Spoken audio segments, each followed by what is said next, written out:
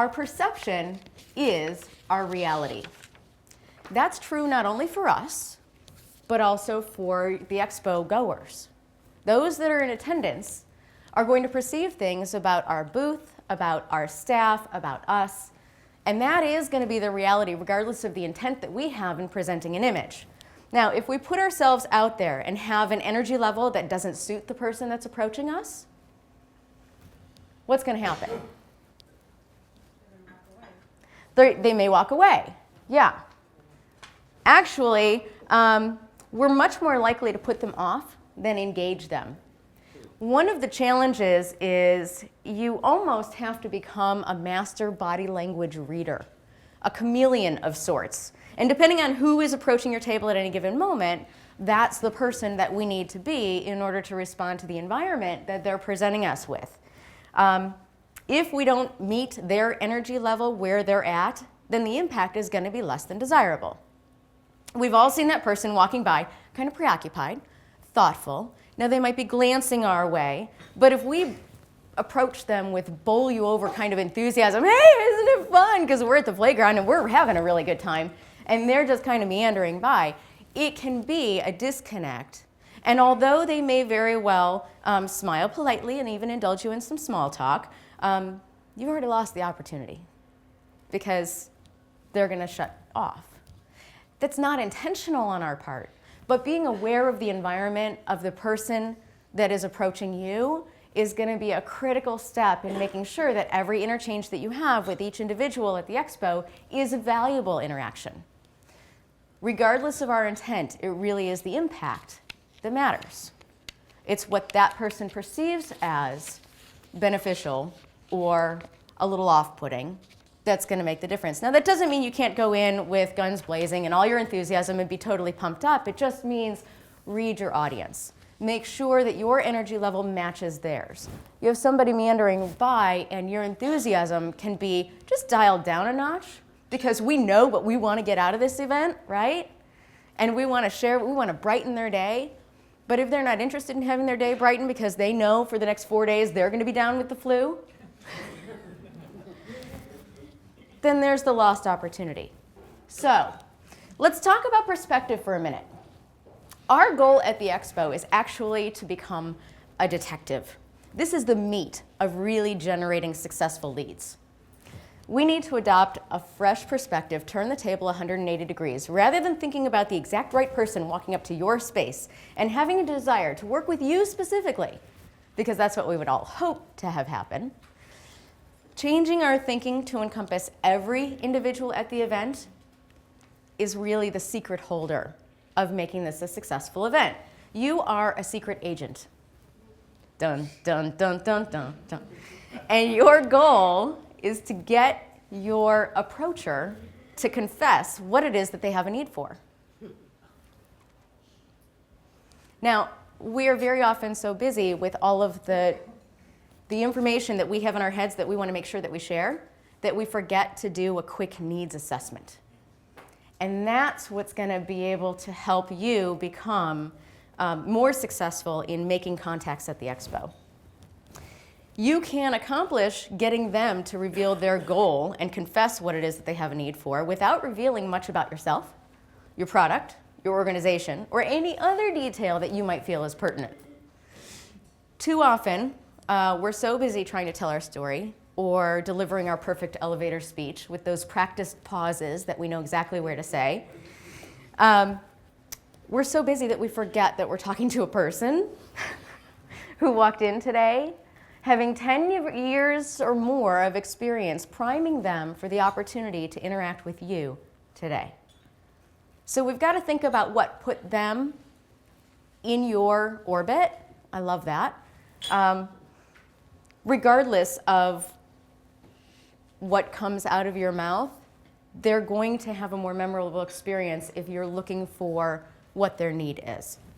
What's important is that we discover their need and we can then go about meeting it, regardless of whether or not that means we're going to be providing a product or we're going to be providing a service directly to that individual. Asking some open-ended questions that are broad enough to be able to have your potential visitor open up without revealing much about yourself at all is counterintuitive because we feel like we've got to tell everybody our life story. We feel like we've got to make sure that they know everything that we do and see how diverse we are and how we can meet all of these different needs. But we're so busy sharing that information that we're not really hearing what the need is in a lot of cases.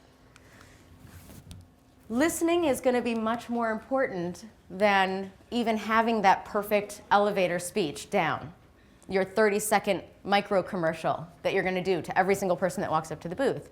Not every single person is going to need that 30-second micro commercial. When we really listen, that means we listen not only with our ears, but also our eyes, our whole bodies. Before we contribute to the conversation, we really should figure out if we've even heard them correctly. Some of the phrases listed here are things that you can do to help clarify need. So does that mean that you are in the market for a new house? So does that mean that you are looking for an IT professional? So what I hear you saying is you're really frustrated with your provider in completely different industry than what I do. How so? Tell me more. Some of those drawing out, expound upon that, please. I want to hear more. Why is this important to you? What makes it important to you now? Those are the kinds of questions that you can use to really engage in additional detective work to figure out what their need is. Why is that so important? Because if you isolate their need, then you're going to be able to take some time to discover how it is that you can be a linking source of support, even if you're not the direct solution provider. And that automatically is going to allow you to leave an impression. When we talk about making a difference and leaving an impression, knowing that you are a solution provider does make a difference. We all want to make a difference, but you need to ask yourself, is there a difference between being a problem solver and being a solution provider? Now, I started by saying that, and some of you did that thoughtful, never really thought about it kind of face. Now that you're thinking about it, is there a difference? Okay. Anybody want to take a stab at what that difference might be? Positivity. Positivity. How so? A problem solver is all associated with the problem. And so in your mind, that person takes on, to a degree, the negative taint of that problem.